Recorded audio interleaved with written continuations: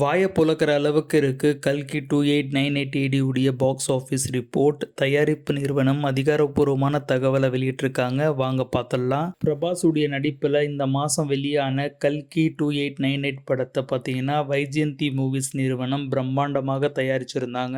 Knock Ashwin இந்த படத்தை இயக்கியிருந்தாரு. இந்த படத்தில் பிரபாஸ் கூட கமலஹாசன், அமிதாப் பச்சன், தீபிகா படுகோன்னு பல பேர் நடிச்சிருந்தாங்க. முக்கியமான கதாபாத்திரங்களை பார்த்தீங்கன்னா விஜய் தேவரகுண்டா, துல்கர் சல்மான் எல்லாம் நடிச்சிருந்தாங்க. கமலஹாசன் இந்த பாட்டுல ரொம்ப சின்ன பாத்திரம் பண்ணியிருந்தாலும் மிரட்டலா இருந்துச்சு அவருடைய பாத்திரம் அப்படின்னு தான் சொல்லணும். படம் வெளியிட்ட நாள்ல இருந்து இன்னி வரைக்கும் ஒவ்வொரு நாளும் புது புது ரெக்கார்டை இந்த படம் படைச்சுக்கிட்டு தாங்க இருக்கு. இந்த படம் முதல் நாளே பாத்தீங்கன்னா உலக லெவல்ல 197 கோடிக்கு மேல வசூலிச்சதுங்க.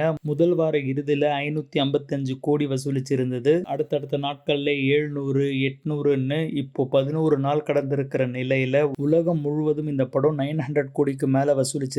இந்த படம் வசூலிக்கிற விதமெல்லாம் பார்க்கும்போது ஈஸியா இது 1500 கோடிக்கு மேல வசூலிக்கும் அப்படின்ற மாதிரி தான் தெரியுது. படத்துல விஎஃப்எக்ஸ், விஷுவல் காட்சிகள் அதெல்லாம் அந்த அளவுக்கு தத்ரூபமா பண்ணியிருந்தாங்க. உண்மையா சொல்லணும் அப்படின்னா ஹாலிவுட் தரத்துல இருந்துச்சு அப்படின்னே சொல்லலாம். அமிதாப் பச்சன் அஸ்வத்தாமனாவே வாழ்ந்திருந்தாரு. அவருடைய நடிப்பு மை சிலிர்க்கும்படி இருந்துச்சு. படம் முழுவதும் அவர் தான் ஆட்சியை பண்றாரு. இந்த பாட் அவருக்கானது. படத்துடைய ஹீரோ அமிதாப் பச்சன் அப்படின்னே நம்ம சொல்லிடலாம் போல. அந்த அளவுக்கு படம் முழுவதும் அவர் ஆக்கிரமிச்சிருந்தாரு. பிரபாஸ் தான் இந்த படத்துடைய ஹீரோ அப்படின்னு நாக் அஸ்வின் சொல்றாரு. ஆனா பிரபாஸ் பாத்தீங்கன்னா ஸ்டார்டிங்லயே ரொம்ப சோம்பேறித்தனமா அவர் காட்டினது, அதுவும் அவர் இன்ட்ரோ ஆகும்போது வர ஃபைட் சீன் இருக்கு, அது ரொம்ப போருங்க. அவரே கலாச்சிக்கிறதெல்லாம் பாத்தீங்கன்னா தெலுங்கு சினிமால வேணா எடுபட்டிருக்கலாம். ஆனா தமிழ் இண்டஸ்ட்ரியிலும் சரி மற்ற இண்டஸ்ட்ரியிலும் சரி அது எடுபடல அப்படின்னு தான் சொல்லணும். கிட்டத்தட்ட 20 நிமிஷம் அந்த ஃபர்ஸ்ட் ஃபைட் போகுது. அது தேவையில்லாத ஃபைட். அந்த நேரத்தை குறைச்சிருந்தா படம் இன்னும் கிறிஸ்பா ரொம்ப சூப்பரா இருந்திருக்கும் அப்படின்றது தான் என்னுடைய கருத்து.